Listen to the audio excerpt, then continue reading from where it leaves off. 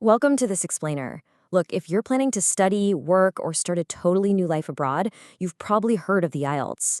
It's a massive global gateway, officially offered by the British Council, IDP, and Cambridge Assessment English.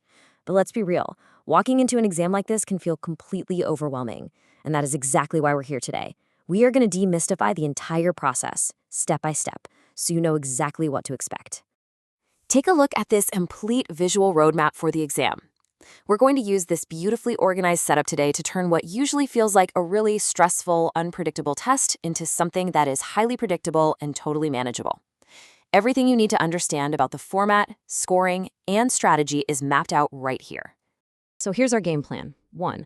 The IELTS band score. 2. Decoding the 4 sections. 3. Navigating question types. 4. Crocking writing task 2. And 5. Study and exam strategies. All right, let's dive into Section 1, the IELTS band score, setting your target. Before you even think about opening a textbook, you need a clear target. And your required score literally just depends on what your life goals are. Heading to university, you're usually looking at a 6.0 to 7.5. What about immigration? Maybe to the UK, Australia, or Canada. That's typically a 6.0 to 7.0.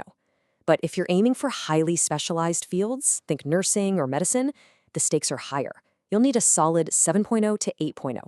Knowing your exact target totally prevents you from overstressing or underpreparing. Now, the IELTS isn't a simple pass or fail situation. It ranks you on a scale from 9 all the way down to 0. Hitting a 9 means you're an expert with total command of the English language. An 8 is very good, a 7 is good, and a 6 gets you a competent rating. Below that, it drops down to a 5 for modest, 4 for limited, and hits 0 or 1 if you're a non-user or just didn't show up. Keep your target number in mind as we figure out how to actually get you there. Moving on to Section 2, decoding the 4 sections, mapping the terrain. Okay, whether you're taking the academic or general training version, you're facing 4 main sections. First up is listening. You get 30 minutes to actually listen, plus an absolutely crucial 10 extra minutes to transfer your answers to the sheet. Seriously, don't forget those 10 minutes, they are a total lifeline. You've got 40 questions, 1 mark each, and it gets progressively harder. Part 1 is just a casual, everyday conversation between 2 people. Part 2 is a monologue. Part 3 steps it up to an academic discussion. And Part 4, that's a full-on, complex academic lecture. But here is the biggest catch, and it's a huge deal. The audio is played once, just once. There is 0 rewind button. If you miss a word, it is gone forever.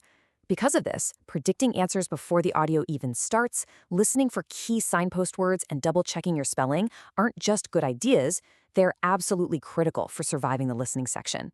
Next, you tackle the reading section. You've got 60 minutes here. Now, this is where the academic and general tracks actually split. Academic throws complex, dense text at you, while general gives you everyday ads, notices, and slightly easier texts. But either way, you're looking at 3 passages that get harder as you go, and 40 questions total.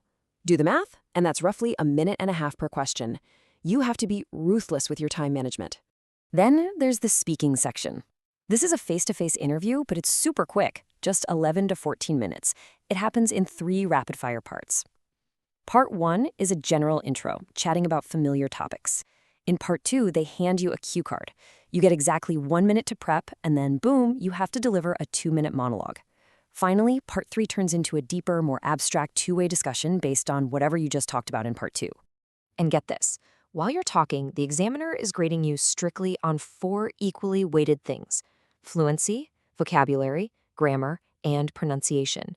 So it's not just what you're saying, it's how smoothly it flows, the specific words you pick, how accurate your grammar is, and how easily you can be understood. All right, Section 3, navigating question types, tactics for success. You know, the beautiful thing about the IELTS is how predictable it actually is. They use the same question types over and over. Let's talk tactics. For true, false, or not given questions, you literally have to match the statement directly to the facts in the text. Don't use your outside knowledge. For matching headings, skim the paragraph for the main idea, do not read every single word. And for sentence completion, you have to pull the exact words right out of the passage. Now, I've got to warn you about a massive trap with short answer questions: the word limit. It is incredibly strict. If the instructions say no more than 2 words and you write 3, it's marked wrong instantly. even if the information itself is 100% correct. So please always read the instructions carefully. Moving to Section 4, Cracking Writing Task 2, the heavyweight. This section is where so many people stumble. But check this out. Task 2 is literally worth double the points of Task 1. Task 1 just asks you to describe a chart or graph in about 150 words. You spend 20 minutes on it. But Task 2, that's a 250-word essay answering a specific prompt, and you need to dedicate 40 whole minutes to it. Since it carries twice the weight, your Task 2 performance absolutely makes or breaks your overall writing score. Just like the speaking test, your writing is judged on 4 equally weighted criteria. First, task achievement. Did you actually answer the prompt? Second, coherence. Do your ideas flow logically from one to the next? Third, lexical resource. Are you using a good variety of vocabulary? And fourth, grammar. Are your sentence structures accurate and varied?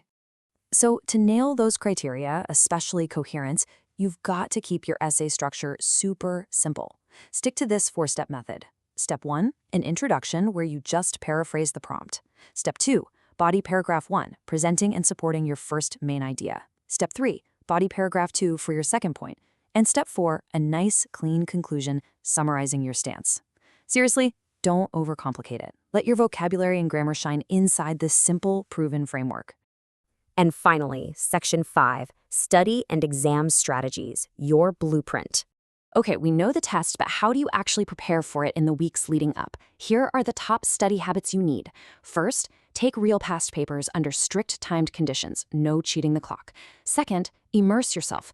Listen to English podcasts or the BBC every single day for at least 30 minutes. Third, actively build out topic-specific vocabulary lists. And fourth, don't just write practice essays in a vacuum. Get weekly feedback so you actually know what to fix. When exam day finally rolls around, here is your non-negotiable checklist. Bring your valid passport or ID. You will not get in without it. Arrive at least 30 minutes early so you aren't sweating and panicking.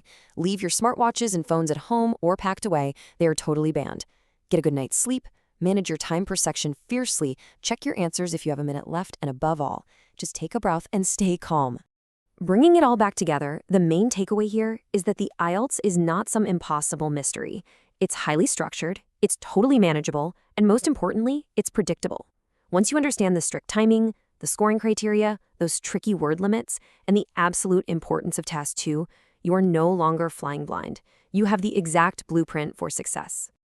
So we've broken down the whole system in this explainer today. You know exactly what band score you need to unlock your future, and you know what each of the 4 sections demands of you.